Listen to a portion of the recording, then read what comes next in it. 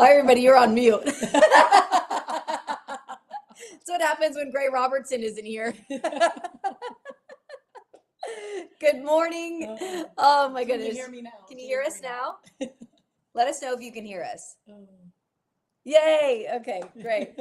All right, we're gonna go over that again. Tara Henry here, joined by Nicole Mendes. It is Championship Series Day here in Oklahoma City. We're at Softball America headquarters. Nicole, I just want to start off with your biggest takeaways thus far here at the Women's College World Series and what we've seen. Thanks, Gray. I think this whole time, obviously, we've seen some fantastic games. You can hear my voice. It's shot, it's shattered. And I just think it's from watching all the games and being able to be excited and see quality softball. I think in a lot of the press conferences, the coaches talk about that. It was just a quality ball game. It was a battle, it was back and forth. It was everything that we expected it to be going in, but you never know whenever you get to the World Series. Okay, is it actually gonna be those kind of battles, those matchups that we think? And I feel like it lived up to the hype. A lot of really good pitching. Absolutely. We've had 13 games thus far. I think for me, the biggest takeaway is we've had a few pitchers duels in a day and age when hitting has been really key for most teams. And we'll go through how we got here. We've had 13 games thus far at the Women's College World Series. We'll talk about Oklahoma. We'll talk about Texas. And I know you didn't hear us in the beginning, but let us know where you're tuning in from, and we'll try and get you up here. And if you have any questions for myself or Nicole or Brady Vernon, he's over here working really hard, making sure that everything gets up on the site. And got a great preview for today's matchup with the Oklahoma Sooners against the Texas Longhorns. So head on over to softballamerica.com and let us know what you think. So let's start with the matchup today. We're going to get into some videos. We've got some fun charts from our friends over at Synergy, and we'll start with Oklahoma, Nicole. 3-1 thus far, and quite a tough road for the Sooners to get to today. A 9-1 win over Duke, really close 1-0 win over UCLA. Kelly Maxwell was brilliant in the circle with 11 strikeouts, and then dropped a game to Florida, 9-3. And then ultimately yesterday, what an incredible game. If you don't love softball, I don't know. I think you probably fell in love with it yesterday, watching that 6-5 extra inning walk-off Jada Coleman home run to left. So we'll start there, Nicole. I want to get overarching thoughts, and then we'll kind of dive into the Sooners. But what have you seen from Oklahoma thus far? I think you hit the nail on the head. Kelly Maxwell has been brilliant. And then beyond that, the staff, I don't want to say they've been pitching bad. I just haven't seen them rise up to the occasion. They're going to need a step up if they want to win this series against Texas. You can't ride Kelly Maxwell. I mean, what was it? 138 pitches? Something. She was almost at the 140, 150 mark by the end of that game. Yesterday, she looked exhausted. The game against UCLA, she looked exhausted. You can only ride a pitcher for so long. That's what we've talked about with teams like Stanford, teams like Florida with Rothrock. You can only ride them for so long. So pitching staff needs to step up. And then the other big thing is the hits to runs. They did a great job in the first game against Duke. And you were thinking, oh, man, this is going to be a steamroller. And then after that, I mean, in the game against UCLA, 4 hits, 1 run, 7 hits, 3 runs, 12 hits, 6 runs. And the balance of leaving runners in scoring position, leaving the bases loaded, getting a big-time leadoff hit, big-time doubles, and then not scoring, that is where Oklahoma has fallen short these last few games, and they're going to need to step it up against a team like Texas. I agree with you, Nicole. And we'll get into the pitching matchup. Again, let us know where you are tuning in from. We've got a lot of folks out in Texas and Oklahoma. Let's see if we've got anybody else tuning in from across the country. Will, thanks for joining us. We've got Lenny B, 23 from Seminole, Oklahoma. So let us know where you are tuning in from. We've got a lot of excited Sooners this morning in the chat. And then Marinthia as well. Thanks for joining us. Austin, Texas, Minnesota. Hey, I love it. Minnesota, hey. Hey, hey. You kind of picked up the accent. So let us know where you're tuning in from throughout the show, and we'll get you up there. So let's talk about Kelly Maxwell. We've got some video for you all. I'm just gonna pull it up while we chat a little bit about how effective Maxwell has been in the circle. We're gonna take a look at Maxwell's strikeouts against Texas this season. But before we go there, Nicole, what makes Kelly Maxwell so effective? I think the biggest thing, Like all I'm the like, things. let me like 1, 2, 3, 4, 5. I think the biggest thing, honestly, is her poise. You see her in big strikeouts, and she's like this, and you see her in situations where a home run's jacked against her, and she's like this. The ability to have a pitcher who's unfazed by anything is so hard to see in this day and age. And I love to see passion, but I love to see consistency more. And I think that is the biggest key from her this year. I think she's been able to maintain and regulate her emotions, even if she doesn't show it, being able to maintain and regulate those emotions a little bit better. She's always been a competitor. We've known this, but she's gone to another level mentally. I think that's really stepped up her game. And then the off speed. You have a good pitcher become a great pitcher whenever they have a good off speed. And the way that she's able to, I don't want to say tunnel, but be able to work that off speed off of her other pitches, it complements them very, very well. And you keep the batters guessing, you keep them timing wise so off balance. So we're going to take a look at that video of Kelly Maxwell. And I agree with you, Nicole. I think this stability, you never know if Kelly has just given up a home run or if she's just struck out 3 in a row. Yeah. And I think that's really hard in this day and age. And again, there's not that passion that we've seen from, per se, a Jordy Ball, which we saw a season ago, but there is that steady stability. And we saw that in the 4th inning on yesterday against Florida. Very, very steady, just went to a different level. And as she keeps throwing, she gets stronger throughout the game, not the other way around, right? Mm-hmm. So let's take a look at Kelly Maxwell's strikeouts against Texas. 14, 3 and 5 innings. 9 total home runs. 8 home runs on the season for the Longhorns. Swung on and missed. Hansen will throw it down the foot. On an air out left field. Maloney could not. Maxwell's been locked in. Here's the 1-2. Gets the strikeout, 1 away. Very good chance that these two could collide again in both the Big 12 and here we are in that situation. 0-2 count. Swing and a miss.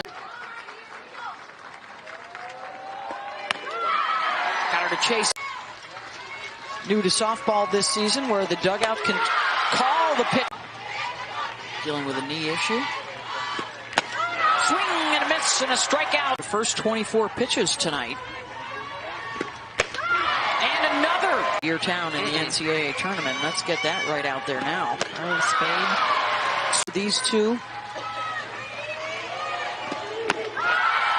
Max and try to bend it back.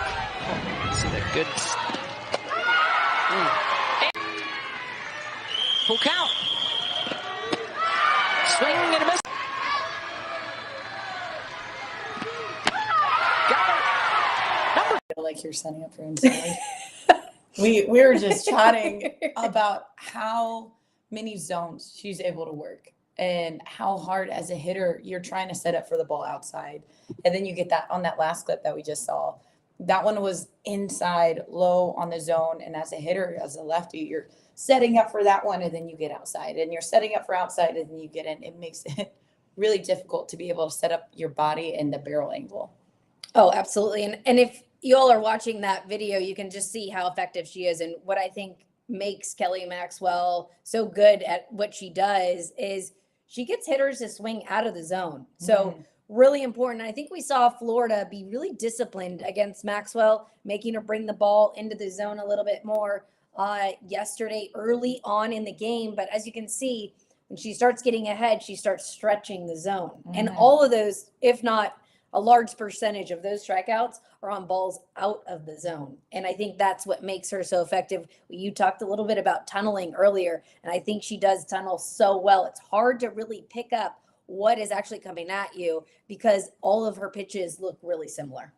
Yeah. And just out of the hand, if a ball is looking the same until that halfway point, you're guessing. It is a complete guessing game. Maybe there's a thing that can tip off. I know Kelly Maxwell actually got picked by UCLA with her changeup, and then she fixed it mid-game, and then it was just doubly as effective because they're thinking they're setting the change and it's something else.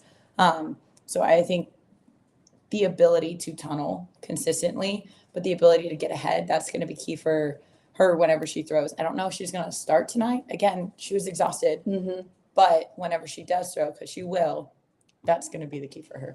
Yeah, I know we had a question in the chat. And again, we can see what you guys are all chatting about over there. We'll get to you in a second. But if you have any more questions, let us know. I think we had a question about here we go. Who starts in the circle for each team? This is Oklahoma softball that's the name, I guess. This is Oklahoma softball. I was looking, I was like, am I reading that right? It is. So Nicole, who do you think gets the start in the circle tonight for Oklahoma? I think for Oklahoma, I would go Nicole May. I think she had a very good outing, or she didn't have a very good outing, but her pitches weren't bad. That first game against Florida, you look at how the first few runs is scored. You had a bloop in left field on an off speed that was disgusting, and it was just a bat wave that landed in front of Riley Boone, wasn't able to get there in time. Run scores from there. And then another bloop, Riley Boone diving. She had a tough day out in left field, diving for that ball, gets past her inside the park, home run. And after that, momentum shifted. You could literally feel the field sink for Oklahoma, and Florida, they gained all the momentum. But I don't think her stuff was looking bad. And that was the tough part for Nicole May. But I think she gets to start. All right, Nicole's going with Nicole today in the circle. And What do you got? Gosh, I can see it going both ways. I'm really torn about this. And when we got done last night after the game, I said, I hope, Kelly's going to get an IV to get ready to go again today. I just think getting game one is so important here at the Women's College World Series. I think it depends on how Kelly wakes up today. I think it's important that the game was early yesterday to allow that team whatever team had advance enough rest to come into the championship series, because this is now supposed to be an off day yesterday. Put in and helped out with weather. So I think when you take a look at the schedule, I think Kelly's going to potentially go today. I would personally throw Kelly just to get game one. But if she needs rest, again, I think Nicole May and Kirsten Deal, we've talked about this time and time again. Kirsten Deal could potentially get the start for the Sooners. But when you take a look at that game one against Florida, I think there were a lot of uncharacteristic miscues from the Sooners. The base running error at third base, the Riley Boone dive down the line. A lot of miscues that we're not used to. Fundamental softball for the Sooners. So anybody else has any questions about the Oklahoma Sooners? And if not, we're going to move on to the Texas Longhorns. We've got a few thoughts here in the chat. We've got Maxwell versus Tegan Cavan. And Texas wants, and this is Callan, Texas wants to get the most out of Mac this series, I think. We'll start her today, and she will come in relief every other game. Lolly is too risky, I think. Interesting. Which is so interesting because she threw so good. So good. Like, when was the last time the Sooners got 10 strikeouts? Again, we're going to show you. struck We're out going 10 to times. show you, That Sid was Lolly. ridiculous. Their staff is so good. All right, so that's the Oklahoma Sooners. If you guys have any more questions, again, put them in the chat. Now we're going to head to the Texas pitching staff. And again, Brady Vernon has you covered over on the site. Head on over to softballamerica.com and take a look at the preview that is up on the site. Let's take a look at Texas pitching versus Oklahoma this season. When you take a look at the pitching staff, Lolly is actually the arm that has thrown against the Sooners the most this season with 14 innings. And then you take a look at Tegan Cavan, who's only thrown 3.2 innings. and Mac Morgan 4.1, and then Estelle Check just behind Zitlali with 6. So when you take a look at what Texas's pitching staff has done against the Sooners, as much as Zitlali, especially the previous comment about Zitlali, we've got her strikeouts that, she was pretty brilliant in the circle for the Longhorns when she played OU. Nicole, when you take a look at this, what stands out to you? First of all, besides the strikeouts, I look at the hit ratio. Mac Morgan, she threw 4.1 innings, had 7 hits, 5 of them were earned runs. That to me is, I don't want to say warning flag, but hey, maybe that's not the best matchup going off of a pitcher like Rothrock for Oklahoma, and then you're going with the same style of pitcher with up in the zone, hard. I like Zitlali. I like Estelle Check. I think she brings a different look that Oklahoma hasn't faced too much this World Series, and it's all about throwing the hitters off balance. And then Tegan Kavan. I mean, she has been amazing for Texas this year. Hasn't thrown a ton. So for Oklahoma, you're not getting okay, we played him in the series. We've already played them 4 times. We know what she throws. She's only thrown 3 innings. They don't know what she throws. They don't know what she looks like in a full game. I think that one is going to be, I don't want to say make or break, but that one's going to be a big time momentum changer for Texas or for Oklahoma whenever she throws. So, and I agree with you, Nicole. And I think when you look at Mac Morgan, I know she's given up those 7 hits and those 5 earned runs, but she does keep the balls down in the zone. I don't know if we're going to see a different Mac Morgan than we saw against the Sooners.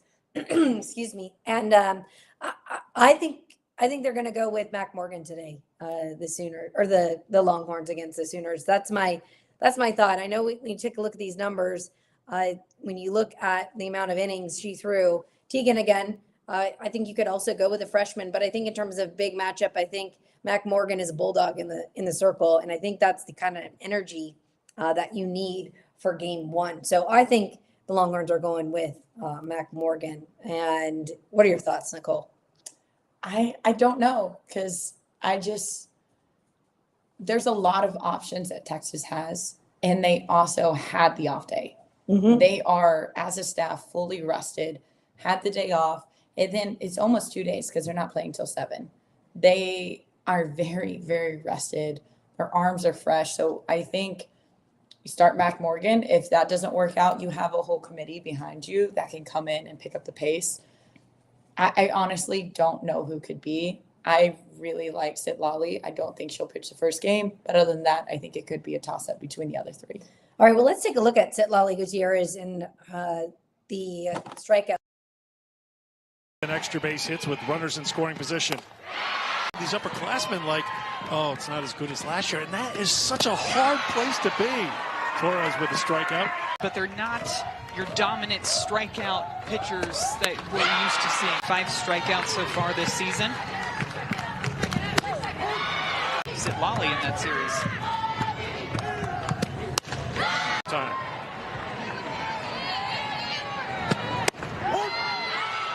The 1-2 from Gutierrez.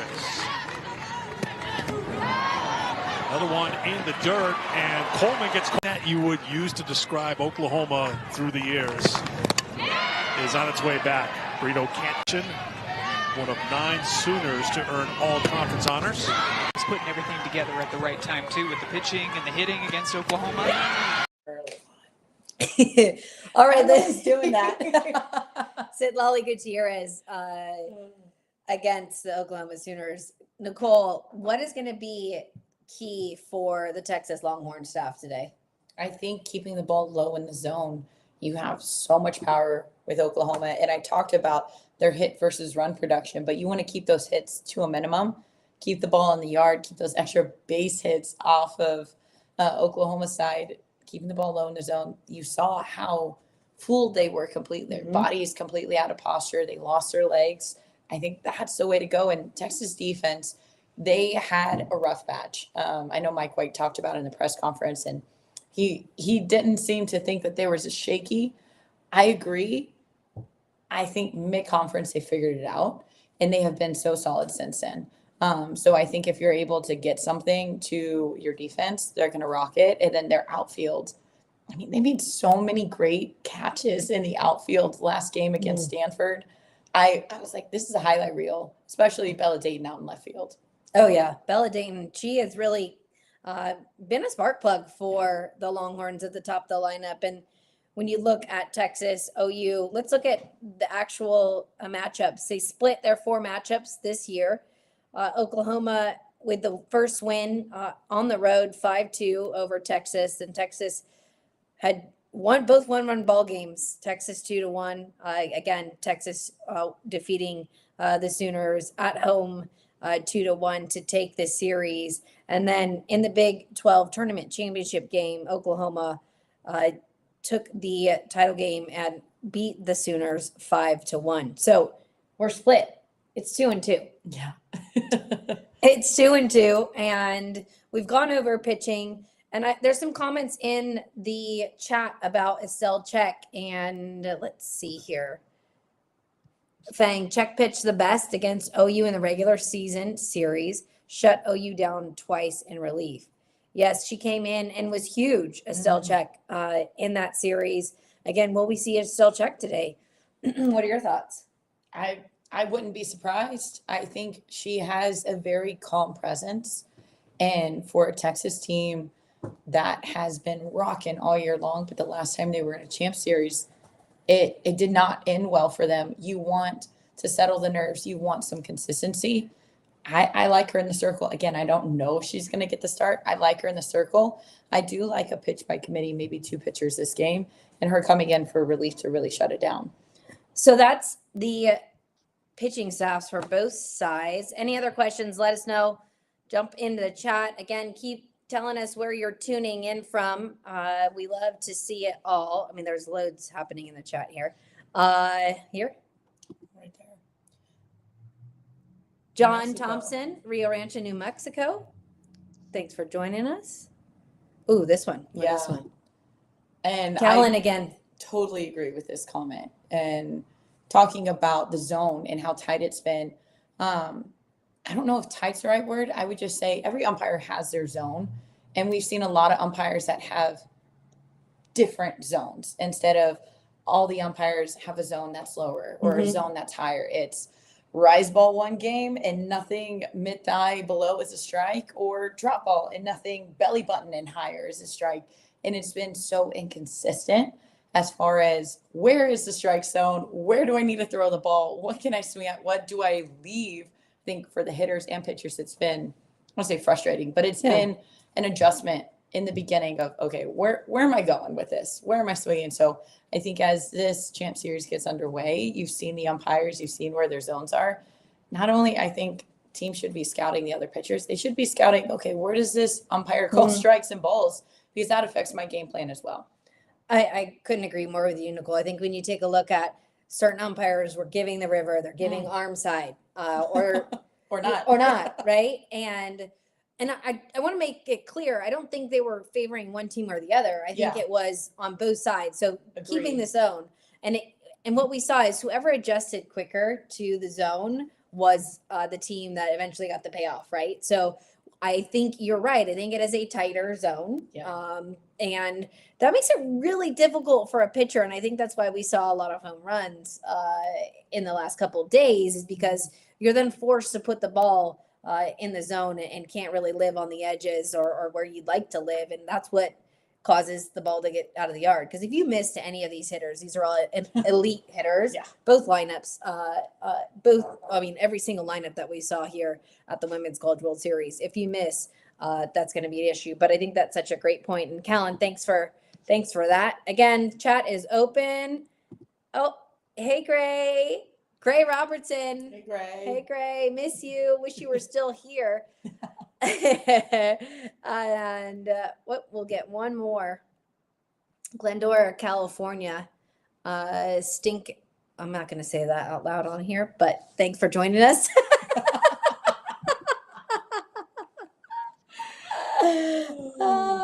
All right. So let's get into both offenses. You know, it's not the worst thing that's ever happened on a live show to me, to be honest with you. Could be worse. All right. So let's talk about the offenses. We'll start with OU. Again, Texas uh, an OU, Texas's pitching staff. What is going to be key for the OU offense here heading into this game? If I'm them, I'm thinking, all right, we talked about low in the zone, low zone, keep the balls. For them, it's maintaining posture and trying to hit balls hard in the ground. I feel like sometimes they'll get the big hits and then they'll have base runners on and home run time, here we go. And they overswing. We saw a ton of pop-ups from them. Thinking with the drop ball pitcher, we are focusing ground balls, line drives. If it goes over the fence, that's fantastic. But otherwise, this is our main goal and not getting carried away from that whenever the moments get big. You know, it was interesting. We were in the press conference and there was some frustration. Jada Coleman had gone through some frustration and not being able to get it done for her team. It wasn't about not getting it done for, Jada Coleman. It was about, doing something for her team. And I think that's going to be key is can the Sooners not get frustrated?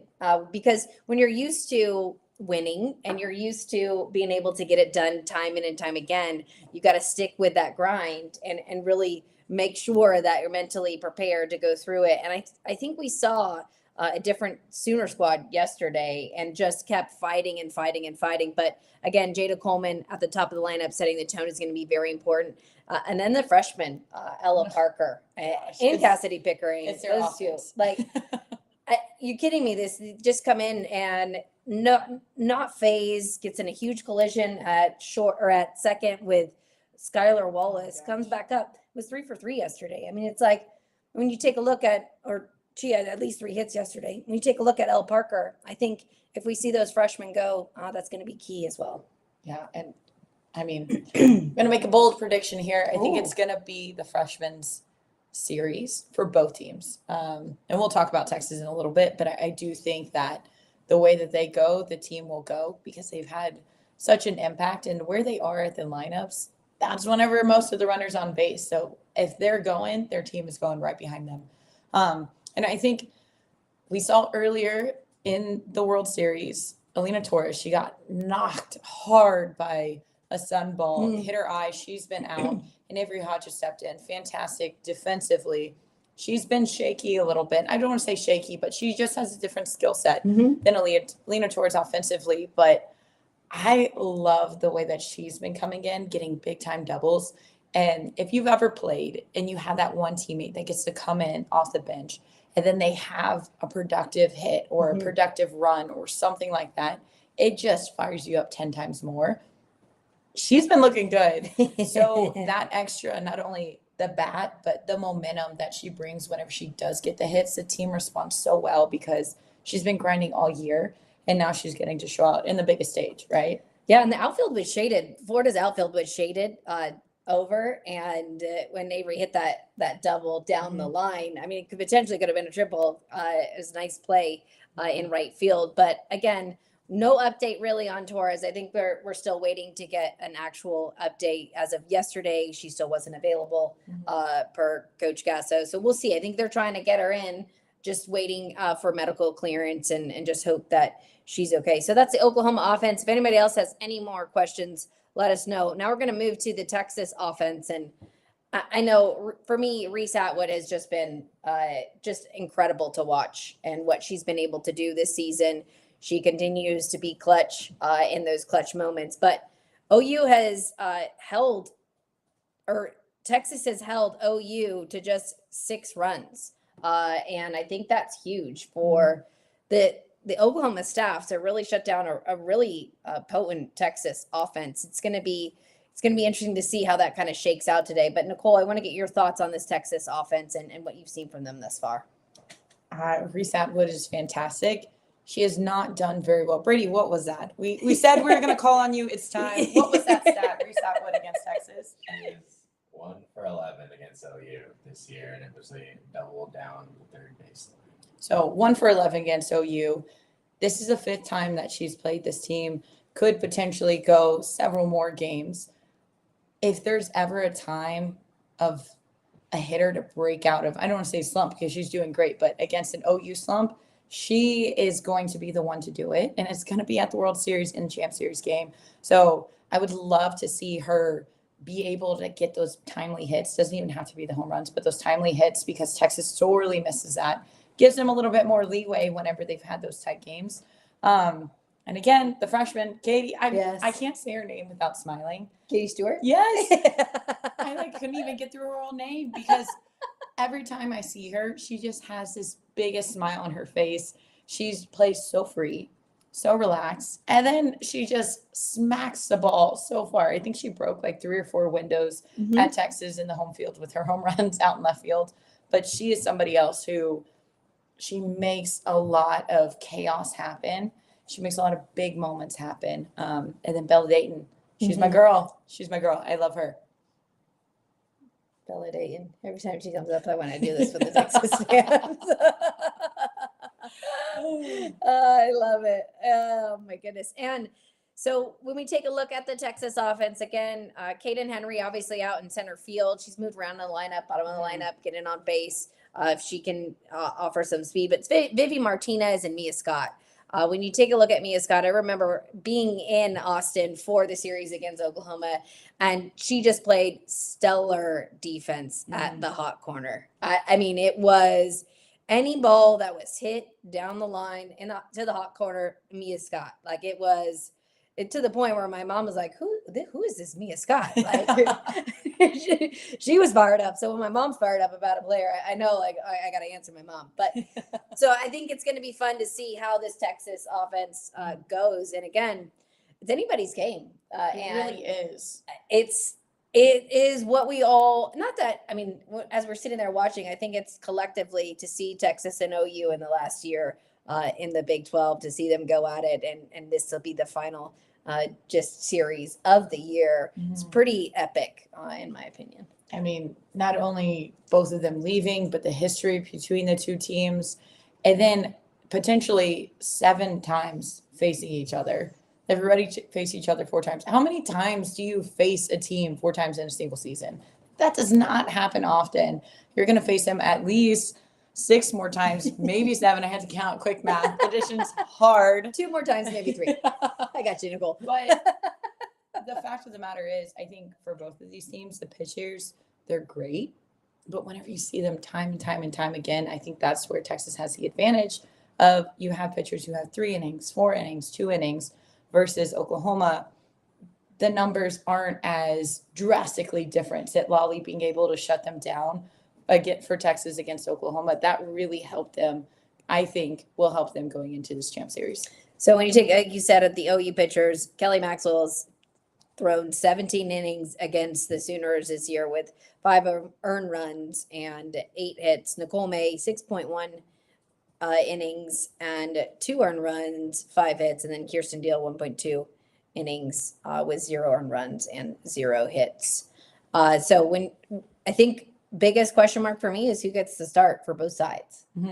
Is Kelly Maxwell rested? Does she get the start? And who's Texas going to start too? So in a time where we can pretty much think, hey, we knew yesterday Rothrock and Maxwell, like there was no question. Today, I'm not quite sure who's going to get the start today. Yeah.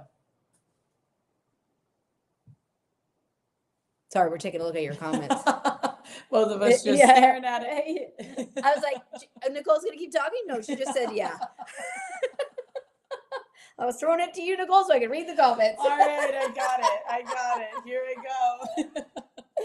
All right, Lindsay, biggest takeaways going into today. What are you most excited to see? I think I'm gonna say it, probably biased, but I think the plays in the outfield, both teams have been extremely good at not only making routine catches, but a lot of home run robberies, a lot of diving catches, and then a lot of great relays to get batters to have a single instead of a double, get a throw out at the plate. Like those are game-changing moments. And with facing each other so many times, you're going to see balls hit to the outfield. Outfield's going to shine. That's going to be my favorite thing about this series. Yeah, I think the Audis, center fielders, of course, but I think all outfielders have really stepped it up at the Women's College World Series.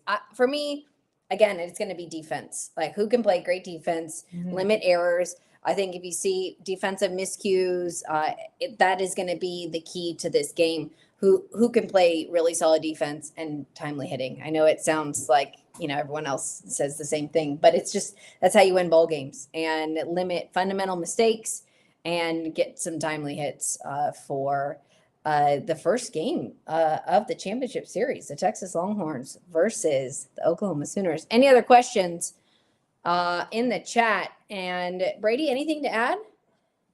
Brady's over here. He's just working away. Does Jada rob one?